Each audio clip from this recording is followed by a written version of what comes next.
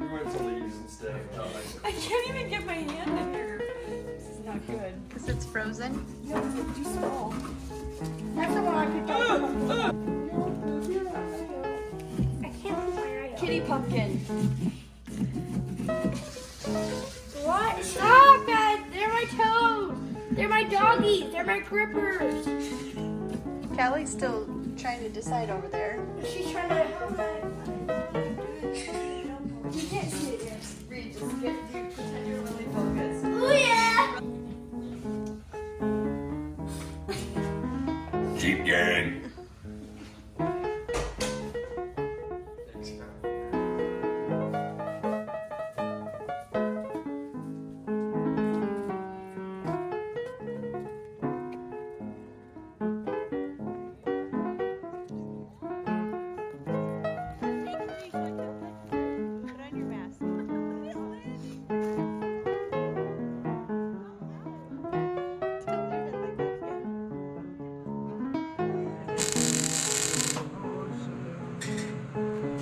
I'm gonna give my I got no time in the wilds.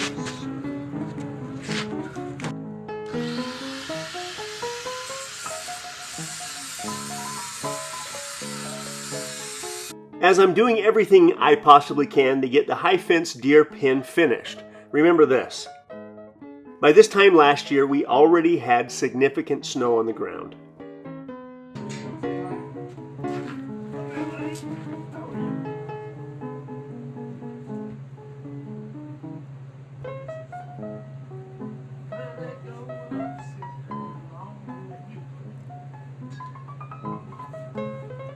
It seems like every year about this time we'll get an early snowstorm. But this year it's warmed up enough that I've been able to continue to do the work outside that I need to get done, especially around this high fence deer pen.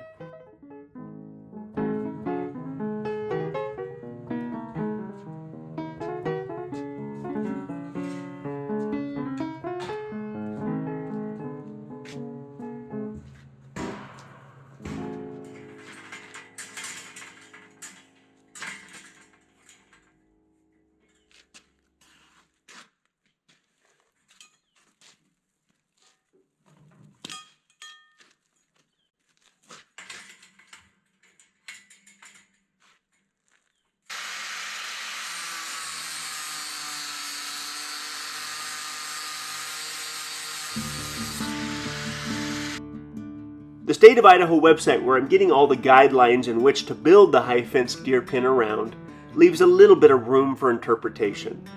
But everything has to be secure from the inside as well as the outside. Meaning if a wild deer tried to get through these gates from the outside, the gates must prevent this.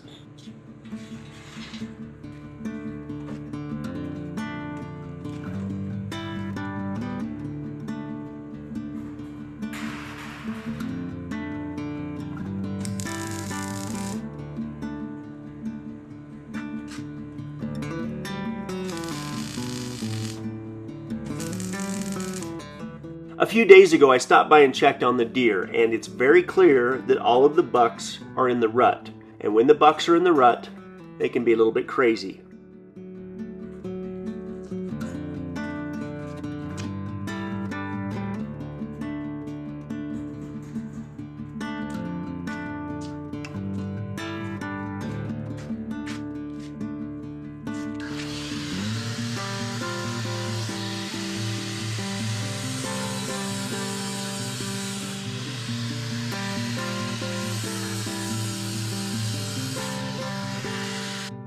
But once the high fence pen is approved and we have the does up here, when the does go into estrus and the wild bucks are in rut, the high fence pen has to be secure enough to keep the wild bucks on their side and our deer on our side.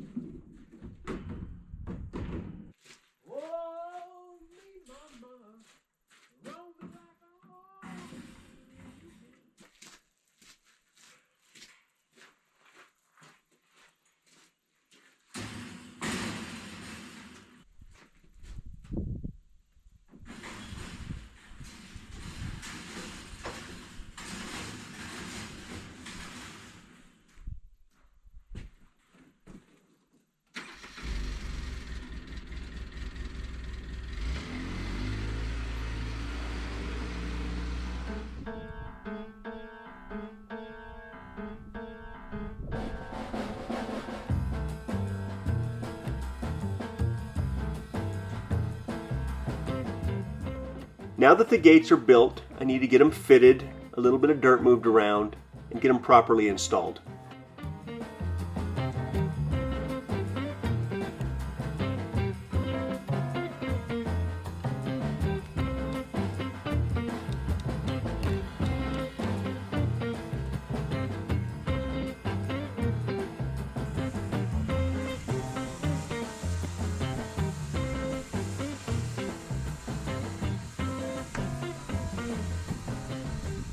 I'm using 3.5-inch well casing to hang the gates off of, and this well casing is what I originally used to hold up my solar panels.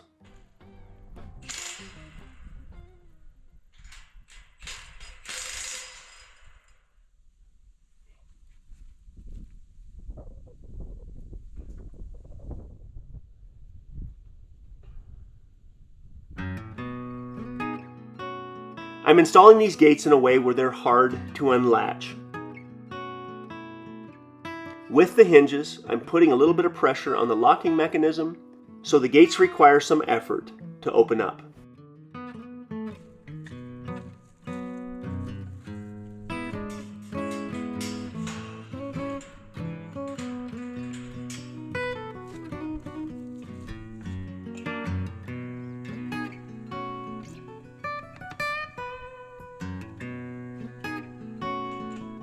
Once I finished the gates, I immediately started building a feeder that would hold at least one 2-string bale of hay, and possibly 2.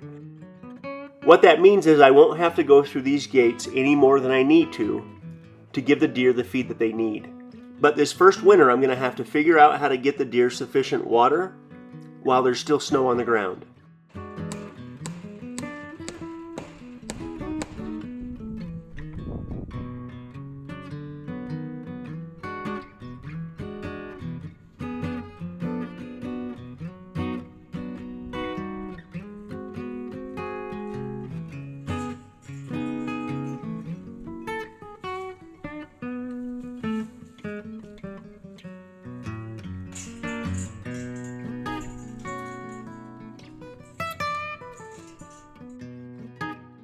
My plan is to give the deer a reason to move around even when there is deep snow on the ground. So wherever I put the feeder, I'm going to put the water on the opposite side of the pen.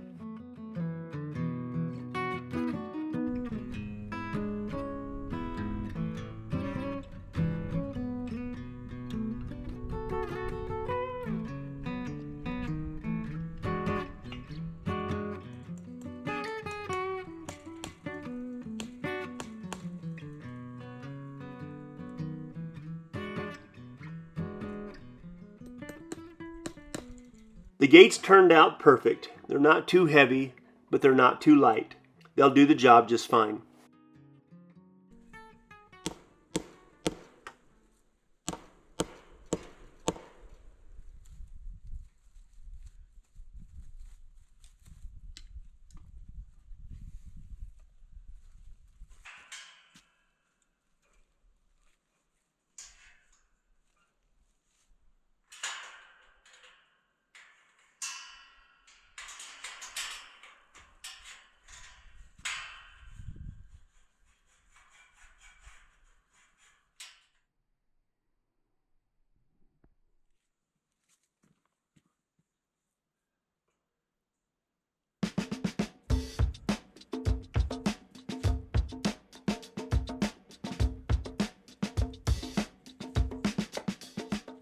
I've literally made a list of reasons why I shouldn't have done this, starting with the fact that the ground is not level.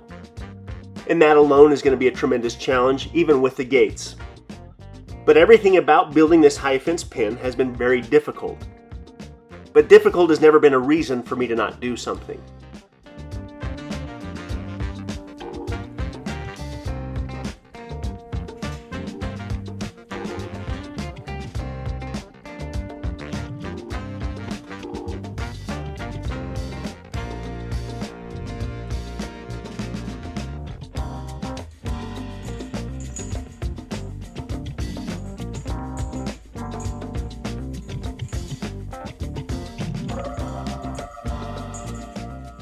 I regularly get to a point with some of these bigger projects where I feel the resistance pushing back against me.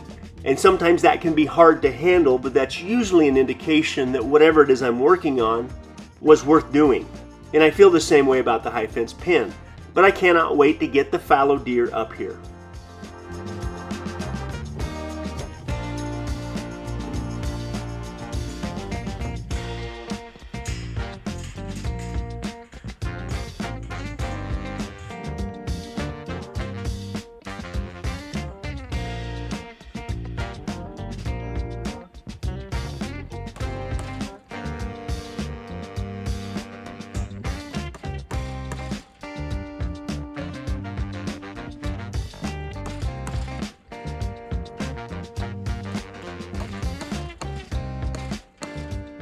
I cannot wait to see the fallow deer wandering around in our front pen, knowing I did my best to keep them safe and comfortable.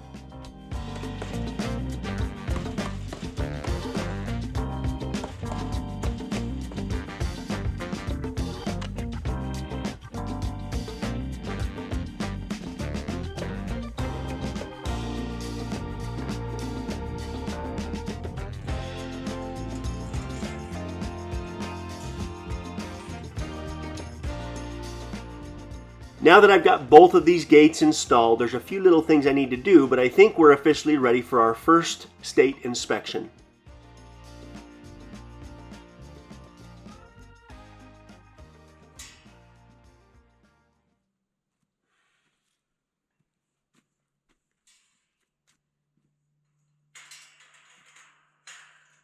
I could adjust that handle and make it really smooth with the adjustable hinges, but I want it to be tight. I do not want this to be easy to get into. Tomorrow, hopefully the inspector shows up. I sent him all of my information. I thought he was going to get up here today, but I'm kind of glad he didn't. So I'm hoping tomorrow we get this done. Then I can go down and build a catch pen and slowly tighten that pin up until I've got the deer where I can load them in a horse trailer. And I've got to make sure and do that in a way where the deer do not get excited or injured. But the hard stuff's done. I'm really excited about this.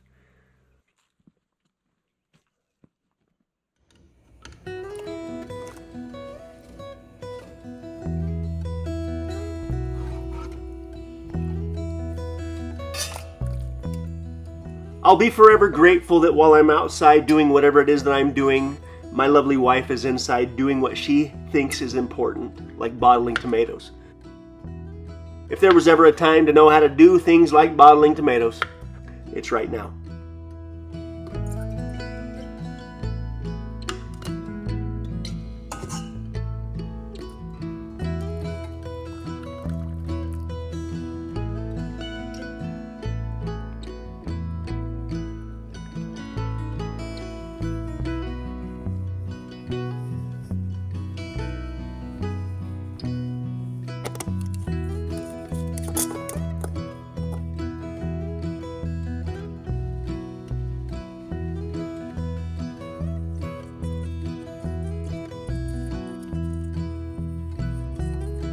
But our neighbors and good friends at Mound Maple Ranch, they blessed us with a beautiful box of tomatoes.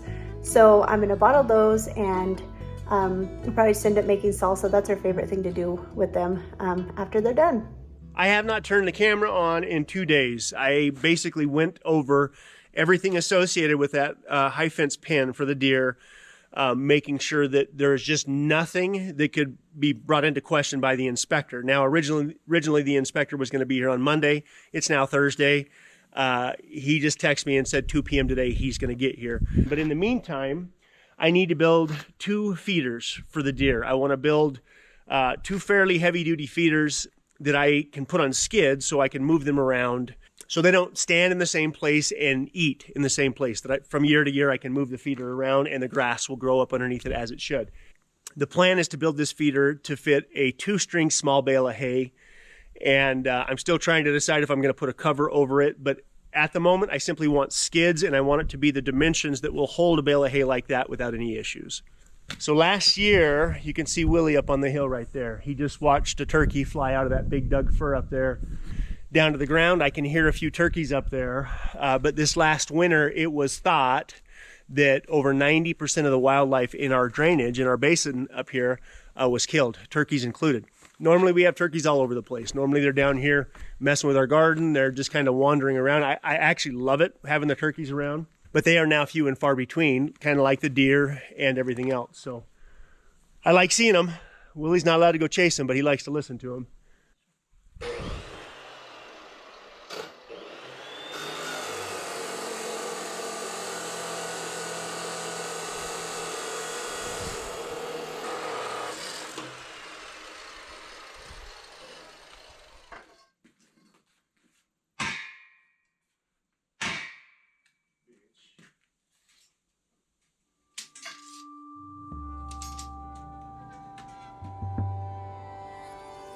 Someone fairly close to me recently accused me of trying to build a life that incorporates what I think is fun.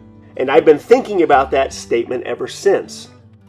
Is this a bad thing to want to have a life that's fun, even if that life requires tremendous hard work? To have this so-called fun.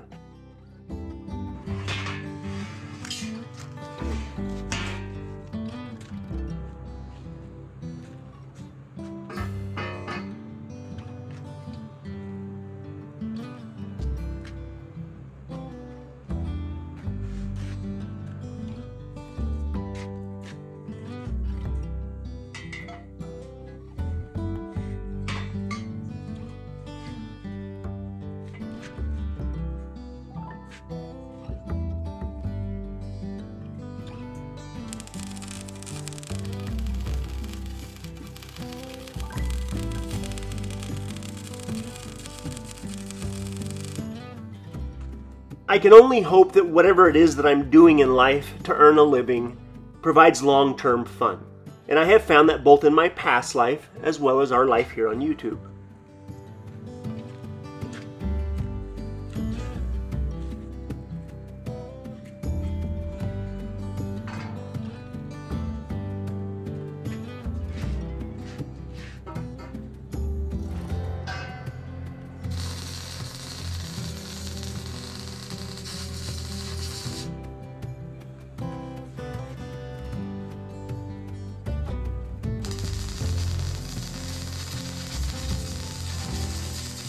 But my idea of fun is taking something from my head and turning it into a real-life usable tool like this feeder, and then doing that in a way that I can be proud of.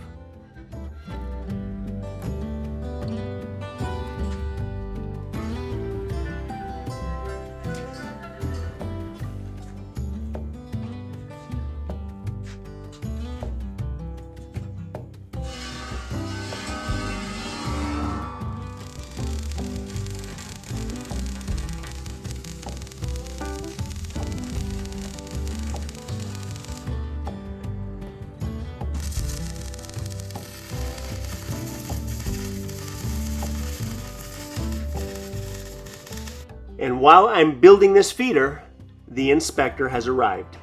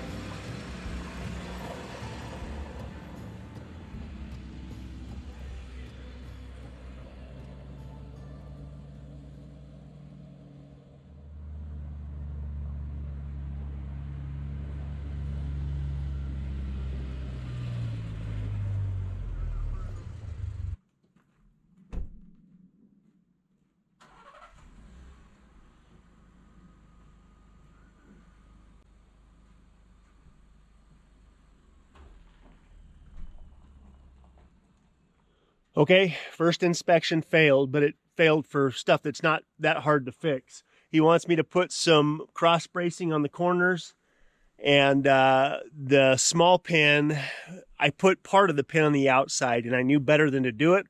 I still don't know why I did it, but I got to fix that as well.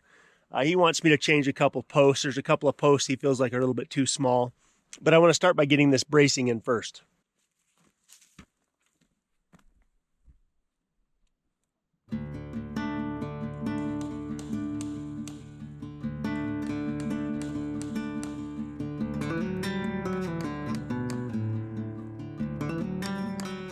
Well, just like that, the inspector came, walked the perimeter with me, pointed out the things that I needed to change. I was a tiny bit frustrated, but I decided to go back to work and eliminate any of the reasons that he gave me to be frustrated.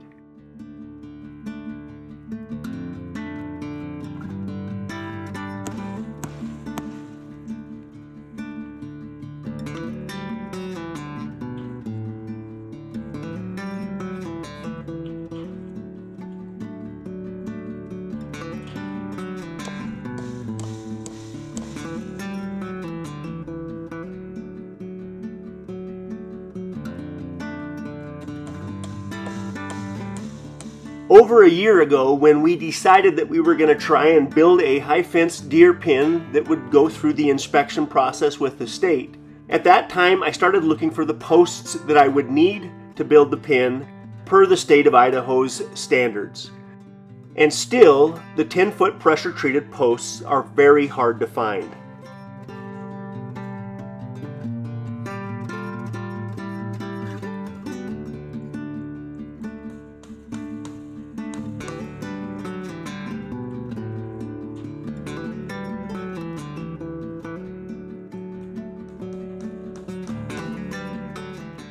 The state of Idaho also says that if you use the 5 to 6 inch diameter post, you only need to put them 24 feet apart. I set every post I have on the 10-foot mark, but some of the posts that I put in are not as big around as they probably should be, so I may have to go back and add a few more posts here and there to satisfy the state.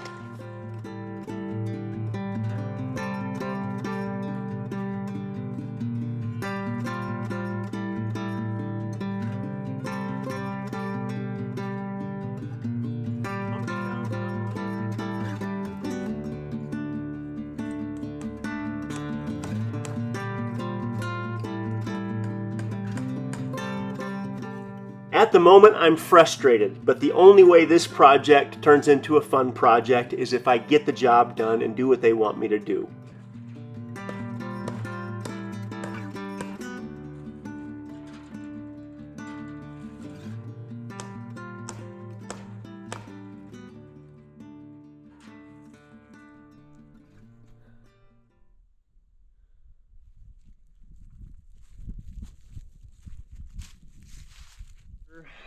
One of the issues that the inspector had was with the diameter of these poles right here, especially on the corner.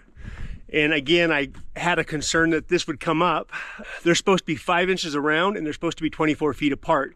Now I put mine at 10 foot on center and he recognized that, but at least on the corners, I still need to have bigger posts. So the one spot where I have to fix the fencing, I'm gonna go ahead and just change out all of those posts and be done with it. I don't want to take a chance that he comes up here again and I fail another inspection. So, and hopefully this is the last hang up in getting the deer up here. So.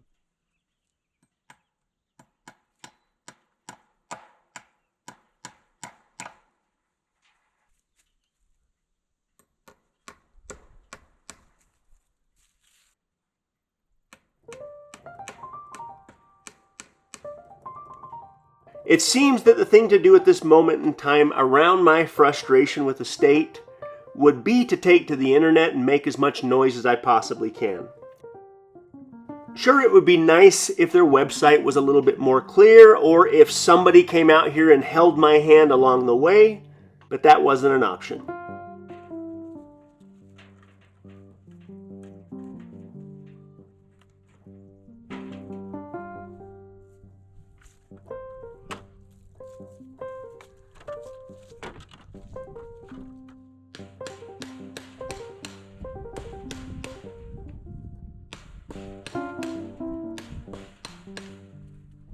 It becomes really easy to make excuses when things don't go as smoothly as they can, but it has been my experience that almost all of these excuses are a direct result of something I did. So rather than blaming somebody else, I'm just going to fix it and fix it right one final time.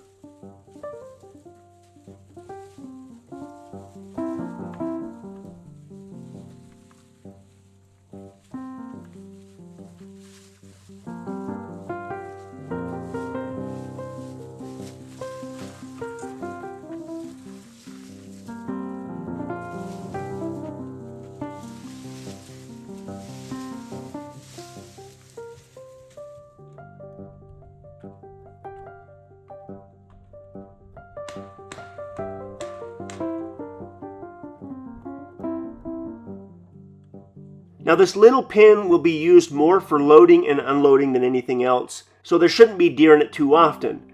And when I built the pin, I used the smallest posts I had left to do this. And when the inspector saw this, naturally, he had concerns.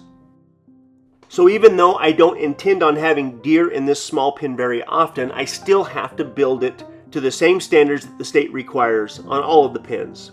That means bigger posts.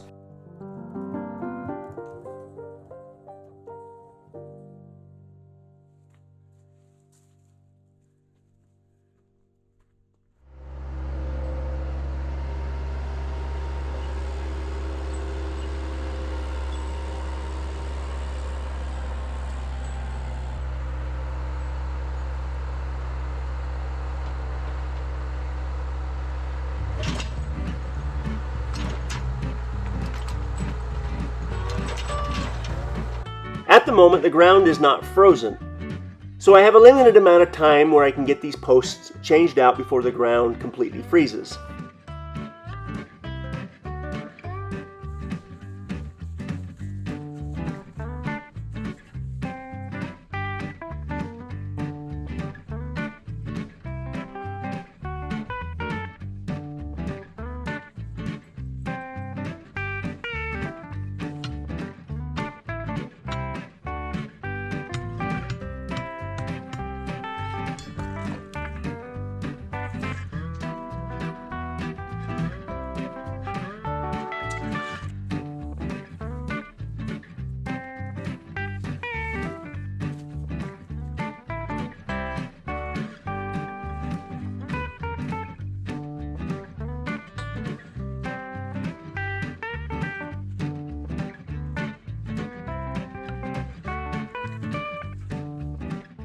So while you're watching the video, I've already managed to get all the posts changed out.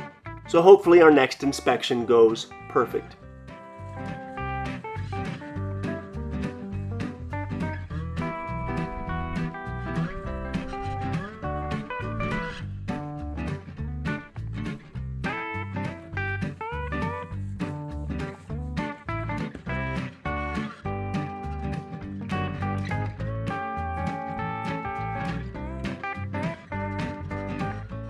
The inspector said he's going to show up first part of the week. I'm going to have everything done around here that he asked me to do when he shows up. The second he gets it done, I'm hoping we can take that second step and get the deer up here. So hopefully on next week's video, we have some exciting news to report from Red Poppy Ranch.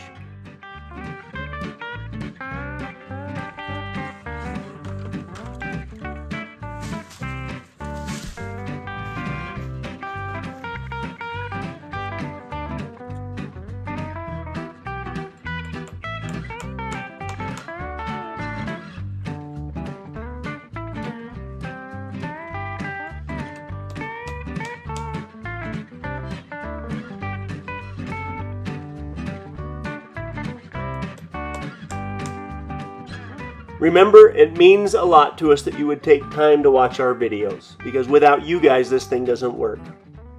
Thank you so much, and we'll see you in a week.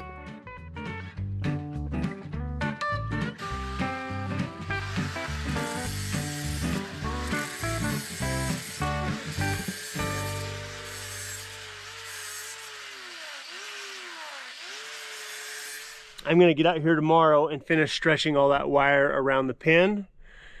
And I think that's it. I do have some other posts here just in case he wants me to put a few more of these bigger posts in.